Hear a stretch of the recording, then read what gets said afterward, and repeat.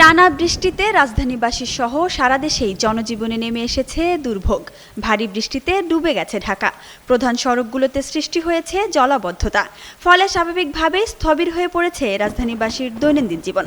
তবে এমন পরিস্থিতির মধ্যেই বৃষ্টিপাত নিয়ে দুঃসংবাদ দিল আবহাওয়া অধিদপ্তর। আবহাওয়াবিদ এ.কে.এম. নাজমুল হক জানান, মৌসুমী বায়ু বাংলাদেশের উপর সক্রিয় থাকায় আগামী 5 দিন দেশের বিভিন্ন অঞ্চলে বৃষ্টিপাতের প্রবণতা অব্যাহত থাকতে পারে। বিশেষ করে রংপুর, রাজশাহী, ময়মনসিংহ, ঢাকা, চট্টগ্রাম ও সিলেট বিভাগের কোথাও কোথাও সুস্থ জীবন,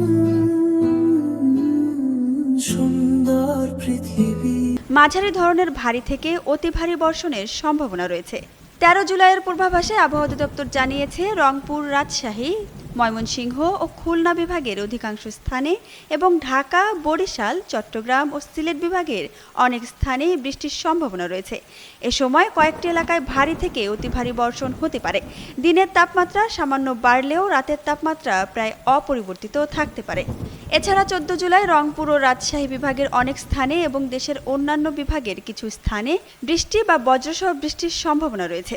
রংপুর ও রাজশাহী বিভাগের কোথাও কোথাও ভারী বর্ষণ হতে পারে। দিন ও রাতের তাপমাত্রা সামান্য বৃদ্ধি পেতে পারে।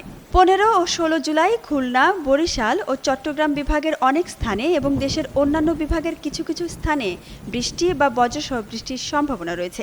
একই সঙ্গে এসব বিভাগের কোথাও কোথাও মাঝারি ধরনের ভারী থেকে ভারী বর্ষণ হতে পারে। এ সময় দিন ও রাতের তাপমাত্রা প্রায় অপরিবর্তিত থাকতে পারে বলে জানিয়েছে আবহাওয়া অফিস।